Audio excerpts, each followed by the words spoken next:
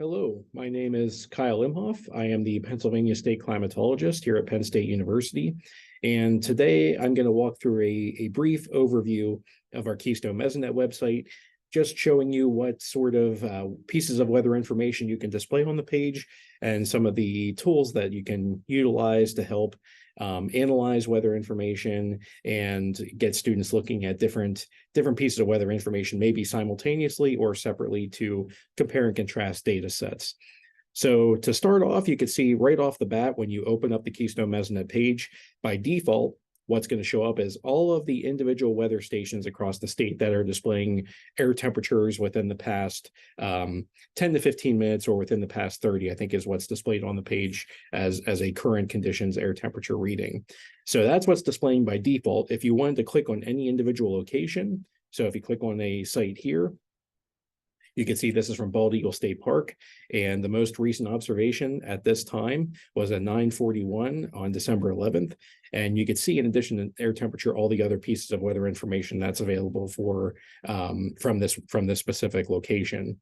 So that's a nice piece of information. And our PEMN sites, if you click on this button here, this is just for our PEMN network. It actually displays the current camera image as well, so you can view what the current conditions look like from a camera perspective at some of our PEMN sites. So that's a nice feature for those specific parts of our network as well.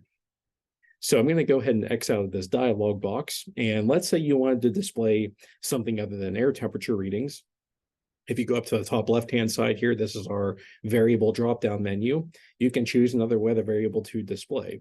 So let's say you wanted to look at wind speed instead of air temperature. So I'll go ahead and click on the wind speed button. And now you will see displayed on the page all of the current wind speed readings from all of our weather networks across the state that display wind speed information.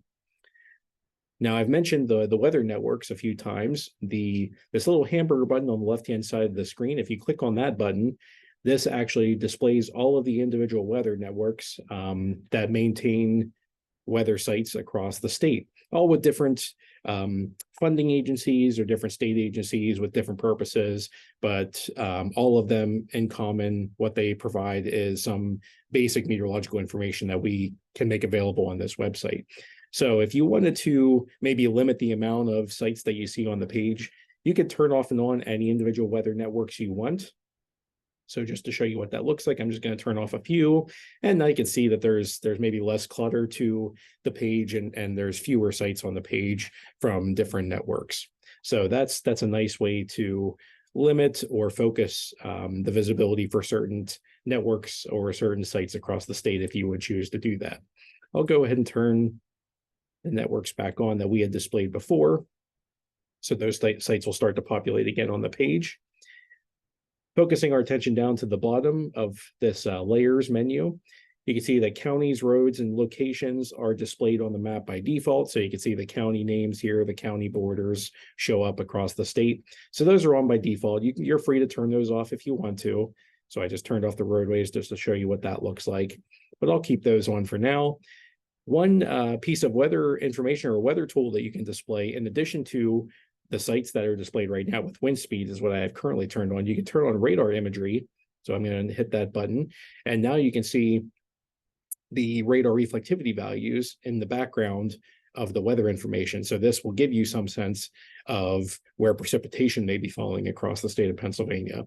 So that's a really nice way to see what the weather information from the sites look like compared to what radar may be indicating where precipitation may be falling. So that's a nice feature available. I'll turn off the radar imagery. There's also this aerial imagery button. So this may be a good thing to pop up topography or kind of a Google Maps satellite view. So I'll go ahead and turn that on for you. Just kind of a different look to the background map. So you're free to use that if you would like to have a different background compared to what the default image is. I'll turn back on the original and turn off the aerial imagery to make the sites pop a little bit more instead of having that darker color to the background. But that's available if you would like to have that. This temperature button here is actually a gridded temperature data set. So that actually fills in some of the gaps that you may see in the temperature records from individual site locations. So I'm going to go on and turn on the temperature. So right now, what you're going to see in the background, so this is just for the state of Pennsylvania, these are gridded interpolated temperatures from that data set. And right now I have overlaid wind speeds, but I can turn back on air temperature at the top if I wanted to look at temperatures from our observing site locations and compare that to what the gridded data set looks like. So there will be mostly overlap. So you can see that in this case, the lighter blue colors are indicating 30 degrees or less in terms of temperature readings across the state when I'm making this video. The greens indicate anything above 30 degrees and lower than 40 degrees. And then you start getting into the lighter greens above 40. So you can just compare and contrast what the observing sites look like compared to that interpolated temperature data. So that's kind of a nice way to see, so to fill in some of the gaps if there's some location you're focused on in between the observing sites. So I'll go ahead and turn that off. And the last map layer that you can turn on is the National Weather Service watches and warnings issuances.